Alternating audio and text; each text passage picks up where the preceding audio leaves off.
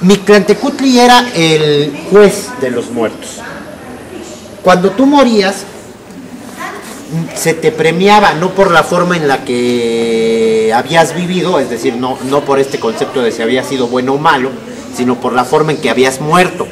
Si habías sido sacrificado, si habías muerto en batalla, si habías muerto ahogado, si habías muerto bueno, siendo mujer por parto, etcétera, etcétera, etcétera, o si eras niño y habías muerto muy joven, o si habías muerto de muerte natural. Dependiendo de tu forma de muerte, era como llegaba, a qué inframundo te enviaban. Había varios. Estaba el inframundo de Tlaloc, que era el Tlalocan, en donde iban los muertos por agua. De ahí ya no salías. O sea, esta idea del muerto visitando a los vivos en realidad no existe en la cultura prehispánica. Ya del inframundo no salías, no volvías al reino de los vivos nunca.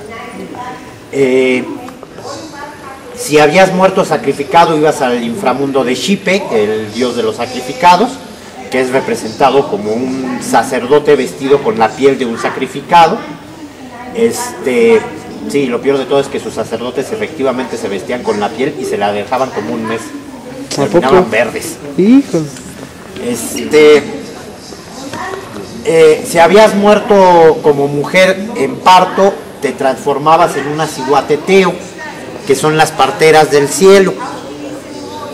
Ustedes saben, bueno, en la visión mesoamericana el sol amanece por un lado, eso quiere decir nace, crece durante el día hasta que alcanza su plenitud en el mediodía y después viene su decadencia hasta que muere por otro lado. Como al día siguiente vuelve a nacer por el mismo lado, la lógica nos indicaría que toda la noche se fue caminando por abajo, ¿no? Es decir, el sol muere, camina el inframundo y vuelve a nacer. Las ciguateteos ayudan a este parto cada día y lo acompañan hasta el mediodía. A partir del mediodía vienen los que murieron como guerreros en batalla y acompañan al sol en su, pues digamos, en su vejez y por todo su camino durante el inframundo. Lo protegen. Había un total de 7 inframundos. Algunos eran gobernados directamente por Mictlantecutli, otros por representaciones de Mictlantecutli, su esposa, la Tlaltecutli, que después, ya en un periodo muy posterior, se volverá un dios muy complicado. Pero bueno, ¿qué pasaba cuando moríamos? En la visión mexica, al morir ibas ante Mictlantecutli, que te ofrecía 2 opciones. Bueno, tú moriste de tal forma, te toca tal inframundo, o bien puedes recorrer los 7 inframundos para llegar a los pilares.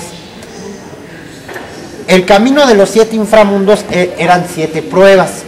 La primera de ellas era cruzar un río caudaloso. Y aquí era la única en donde había una recompensa por cómo habías vivido, porque se te aparecía Xolotl, que era un dios bueno, decían que era el gemelo de Quetzalcóatl y era un perro, que era idéntico a una serpiente emplumada, por lo que se ve. Xolotl te juzgaba si habías tenido un perro en vida o no. Si no lo habías tenido, ni te pelaba, le podías, oye, no te hacía caso. Si habías tenido un perro en vida y lo habías tratado bien, te permitía cruzar el río sin ningún problema. Si lo habías tratado mal, es decir, si no le habías dado de comer, o si lo habías maltratado, cuando llegaban a la mitad del río te tiraban. Y ahí te ahogabas y desaparecías.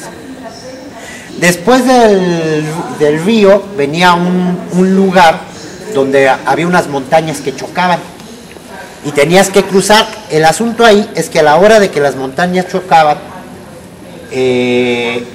tenías de 2 opciones. Uno, o quedabas ahí hecho literalmente tortilla, o perdías tus ropas. Es decir, cuando bien salías desnudo. Y era un problema porque la siguiente prueba era un valle de pedernales, de cuchillos de pedernal, que tenías que cruzar con la menor cantidad de heridas posibles. De ahí venía un lugar con cumbres nevadas, donde tenías que atravesar 7 cumbres nevadas. Vamos a ver que el número 7 es un número que se repite bastante. Después venía un valle desierto donde no había agua ni había forma de conseguirla, y etcétera. Estos 7 inframundos son, algunos dicen, un reflejo de lo que fue el peregrinaje mexica desde el lugar de donde son originarios, es decir, al norte, no sabemos muy bien dónde, hasta que llegan a México Tenochtitlan.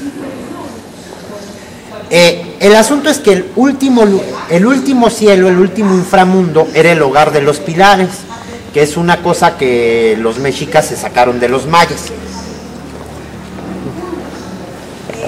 Pueden ver, son representaciones muy similares a los toltecas de Tula. Los mayas también tienen atlantes más chiquitos en Chichén, pero también son toltecas. Pero en el caso de los mexicas, estos atlantes están representando los pilares que se apropian de los mayas. Para los mayas y después para los mexicas, el mundo es sostenido por 5 pilares, uno en cada punto cardinal y otro más en el centro. En el caso de los mayas, estos pilares no recibían otro nombre más que ese, pilares. En el caso de los mexicas son reinterpretados como las advocaciones de Huitzilopochtli o Tezcatlipoca, que ustedes saben, bueno, había un Tezcatlipoca negro en el norte, uno rojo en el sur, uno azul en el bla, bla, bla, bla, y uno más en el centro, que el azul también era Quetzalcóatl, que era una cosa complicada porque era su papá y su hermano al mismo tiempo, etcétera. En este lugar último, el muerto llegaba y se fundía con el pilar central, decían los mexicas, abandonando su nombre. Esto significaba que abandonaba su identidad y se fundía con todos los seres vivos. Por eso es que, te digo, no existe del muerto que baja a visitar a los vivos. Porque finalmente tampoco existe la noción de que después de muertos sigamos siendo nosotros. Después de muertos, lo que fue el muerto se funde con el resto de los seres vivos. Ahora, ¿cómo celebraban ellos este paso de la vida a la muerte? Los rituales funerarios eran muchos, casi tantos como dioses de la muerte había. El principal ritual funerario de los mexicas era el del árbol Xocotl. Xocotl significa fruto, es decir, era un árbol que da frutos. Básicamente era cualquier árbol que diera frutos. El festival se realizaba entre los meses de junio y agosto, es decir, en verano, en el término del verano, del paso del verano al otoño, que es más o menos en la temporada de cosecha. Ellos lo que hacían era ir al bosque, cortar un árbol con frutos, traerlo al pueblo o al barrio, en el caso de la gran ciudad de Tenochtitlan. Afuera del pueblo del barrio